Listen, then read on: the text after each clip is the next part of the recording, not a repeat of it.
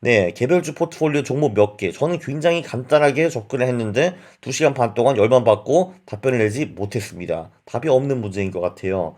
결론은 지금까지 8개에서 100개로 나오거든요. 네, 안녕하십니까. 강원국입니다. 이번 시간에는 아주 중요한 테마를 하나 다루겠습니다. 개별주 포트폴리오에는 주식을 몇 개 넣어야 되는가, 이거를 다루는 거죠. 저는 이거를 매우 간단한 테마라고 생각을 해가지고 가볍게 연구를 시작을 했는데, 이게 어마어마하게 어렵고 답이 없는 테마라서 2시간 반 동안 연구했네요. 그리고 이 영상을 찍었습니다. 폭망이죠. 이 질문을 제가 사실 꽤 자주 받습니다. 그래서 종목을 대충 몇 개를 사야 되냐, 선생님? 하고 물어보거든요. 그럼 저는 지금까지는 보통, 그 전략, 한 대충 한 20개, 30개 사세요. 라고 답변을 했거든요. 근데 저도 사실 그냥 이 말을 내뱉었지, 이 말이 정말 맞나, 그거를 제가 체크해보지는 않았습니다. 여기서 주의할 거는 뭐냐 하면은, 주식 투자만 해서는, 주식 분산 투자만 해서는 절대로 반토막을 막을 수가 없습니다. 그건 제가 약속을 드릴게요. 어, 금융위기 IMF 같은 그 반토막은 다시는 오지 않을까요? 네, 그거는 여러분이 생각하고 소원하는 것 뿐이지 현실과는 다릅니다.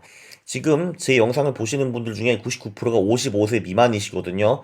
여러분이 돌아가실 때까지 한두 번 반토막은 분명히 온다고 제가 약속을 드립니다. 피할 수 있는 방법은 자산 배분, 절대 모멘텀, 그런 거밖에 없습니다. 자, 밑에 그림을 보시면요.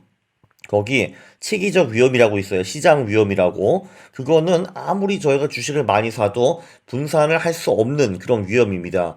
예를 들면은 제가 코스피에서 주식 500개를 샀어요. 근데 코스피가 반토막 나면은 그 500개를 다 같이 사이좋게 반토막 할 거 아닙니까? 그래서 코스피가 꾸꾸라지면은 제가 아무리 분산 투자를 하고 종목을 많이 사도 네, 큰 손실은 피해갈 수가 없습니다. 이거를 체계적 위험이라고 하고요. 분산 가능 위험 또는 비체계적 위험이라고 위에 써 있는데 이거는 뭐냐 하면은 아무래도 종목이 적으면은 지수와 관계없는 리스크가 생기겠죠. 예를 들면은 장이 정말 좋아요. 그래서 막 이렇게 오릅니다. 그러나 제가 산 그 개잡주가 그지 같으면은 걔는 혼자 망하겠죠. 그러면은 지수는 막 20% 30% 오르는데 내 수익은 마이너스 100%. 내가 그 한 개 주식만 투자를 했으면은 이런 식으로 분산 가능 위험이 주식을 적게 사면은 가득한 겁니다. 네, 2개 주식을 샀다. 그래도 분산 가능 위험이 상당히 크겠죠. 왜냐면은 한 놈은 파산하고 한 놈은 마이너스 50% 이렇게 나올 수도 있지 않습니까? 근데 반대로 주식을 여러분이 한 20개, 30개, 50개 갖고 있어요. 그러면은 그 아무리 못해도 아무리 신이 여러분을 사랑한다 하더라도 그 중에서 그나마 좀 잘 나가는 놈이 있을 겁니다. 그래서 20개, 30개, 50개 사면은 아무래도 내 수익이 지수와 좀 비슷하게 되고 그리고 표준 편차도 많이 줄게 되죠. 그쵸?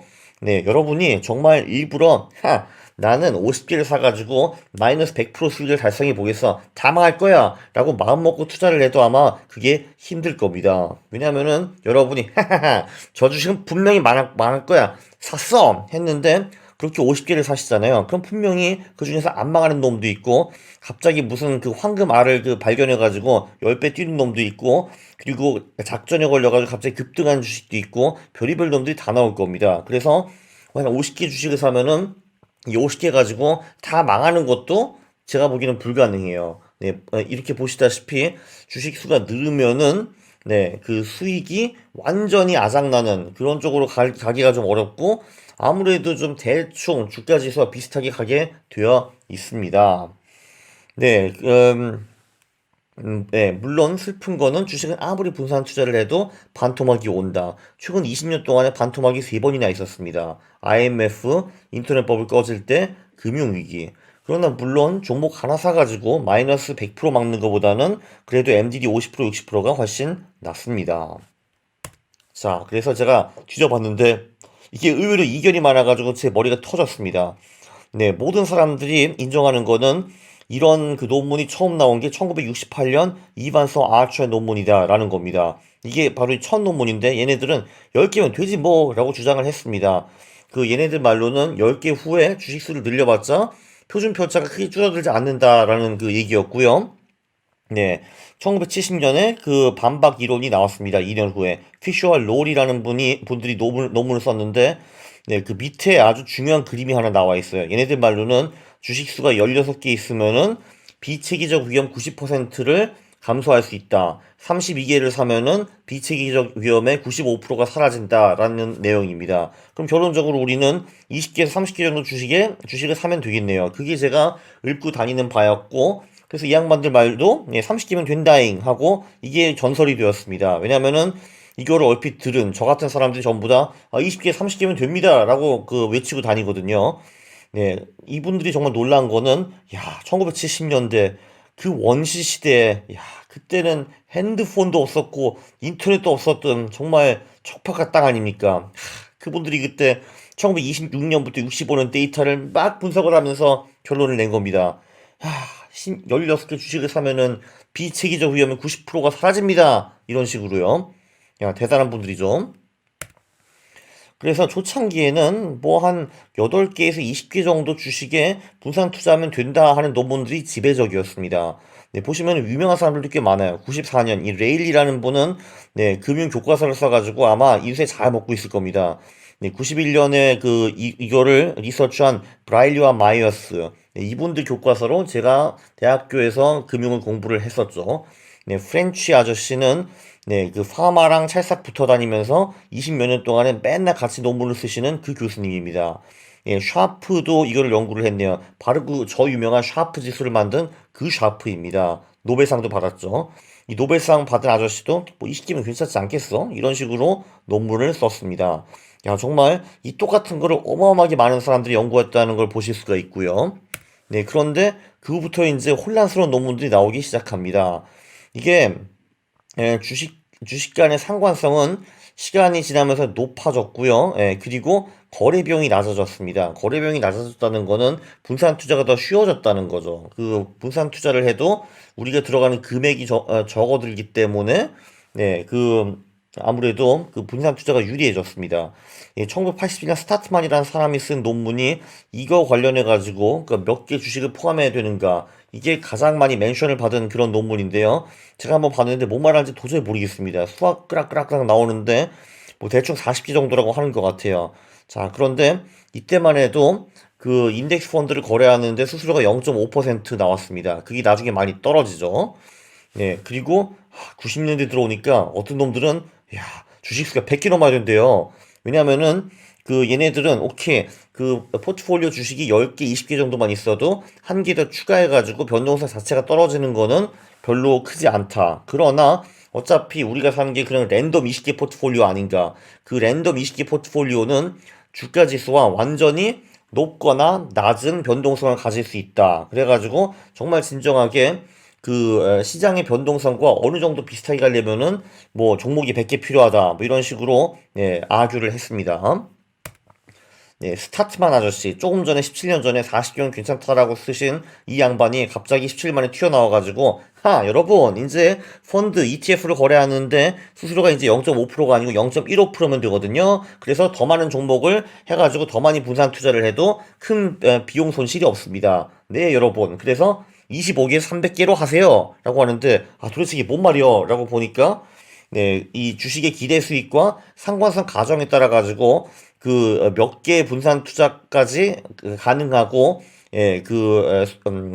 효용이 있는지가 크게 달라집니다. 항상 이런 사람들 싫어요. 이론적으로 뭐 신나게 만드는데 결국 답변이 25개, 300개가 뭡니까, 여러분? 그쵸? 네, 그리고 그 후에도 100개 파티들이 많이 나왔습니다. 노미안 루턴도 뭐 100개를 주장을 했고, 왜냐면은 저 정도 있어야지 20년 동안 투자를 하면은 그 주가 지수와 비슷한 그런 수익을 내 가지고 내 그 재정적인 목표를 달성할 수 있는 가능성이 뭐 90% 이상이다. 뭐 이런 식으로 주장하시는 분도 있고요. 그 다음에 또 크리차노프스키와 싱의 논문 2010년에 나왔는데 여기도 100개를 주장하는데 이거는 처음부터 읽었는데 이해가 하나도 안 됩니다. 밑에 있는 그런 거 나와요. 거기 뭐 이상한 그리스 숫자 나오고 지렁이 나오고 싫어 이거. 어쨌든 100개를 주장을 했습니다.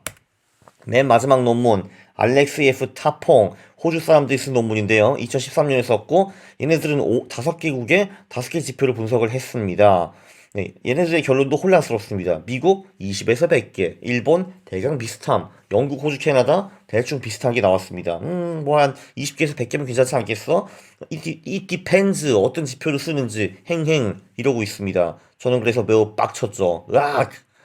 자, 요약으로 넘어가겠습니다.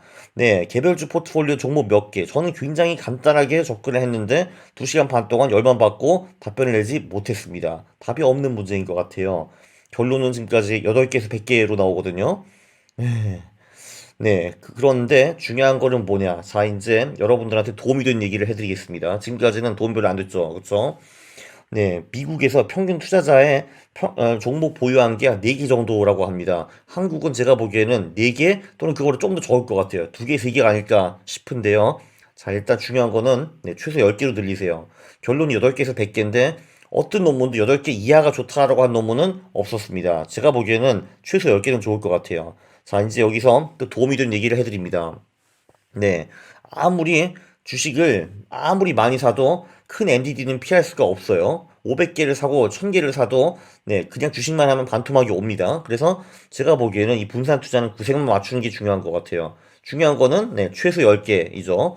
그리고 더 중요한 거는 전략을 분산을 하는 겁니다. 예를 들면은 네, 우리가 그 주식 투자를 하는 또 한 개 전략만 쓸 필요 없잖아요. 2개, 3개를 쓰는 겁니다. 예를 들면 대형주 짬뽕이랑 행복 전략이랑 NCAB 전략이랑 그리고 이런 식으로 전략을 분사를 하면은 그게 오히려 종목만 그러니까 무분별하게 늘리는 것보다 훨씬 나을 것 같습니다. 그러니까 뭐 예를 들면은 뭐 전략 3개, 4개, 각각 뭐 10개 종목. 그러면은 자연스럽게 종목 수도 30개, 40개로 늘어나고 전략을 통해서 또 분산을 했기 때문에 네, 그나마 나은 거죠. 그리고 나는 변동성이 너무 무서워. 어떤 사람들은 100개의 종목을 가지라고 하는데 나는 12개밖에 없네. 너무 무서워. 이런 분들은 그냥 지수 같은 거 가지고 뭐 자산 배분이나 뭐 듀얼 모멘텀이나 뭐 이런 거를 하시면 될 것 같습니다. 네, 그리고 반토막 등 정말 대손해를 피하는 방법은 주식만으로는 답이 없습니다. 그래서 자산 배분을 하시거나 절대 모멘텀을 도입을 해야 합니다. 네, 이런 분들이 그럼 꼭 있죠.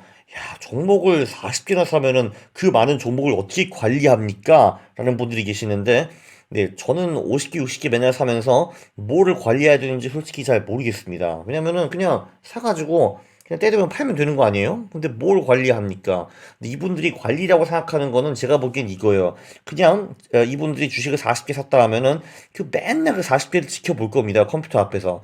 그게 이제 힘든 거죠. 맨날 이제 알트 탭을 누르면서 나 네이버로 샀지. 네이버 주식 올랐나? 아, 야, 1시간 전보다 올랐네. 가자. 참나 삼성전자도 있지. 올랐나? 얘도 내렸네. 이래가지고 그 40개의 종목을 매일매일 따라가는 게 어렵다라는 겁니다. 그래서 사실 근데 제발 이런 거 하지 마세요. 그냥 사고 묵혔다가 때 될 때 전략이 끝날 때 그때 팔면 되는 겁니다. 뭐 그렇게 종목을 바라보십니까? 여러분이 종목을 바라봤자 얘네들이 오르는 것도 아니고 안 봐도 내리는 거 아닙니다. 조급하게 수십 개 종목을 바라보는 거 정신 건강 그리고 그냥 몸 건강에도 좋지 않습니다. 네, 제가 지금까지 만든 영상 중에서 가장 답변이 없는 그런 영상이었네요. 그래도 맨 마지막에 수습을 위해서 제가 그래도 또 기똥찬 요약을 내놨으니까 이게 아마 도움이 좀 되지 않을까 싶습니다. 네, 다음에는 답이 있는 영상으로 찾아뵙겠습니다. 감사합니다.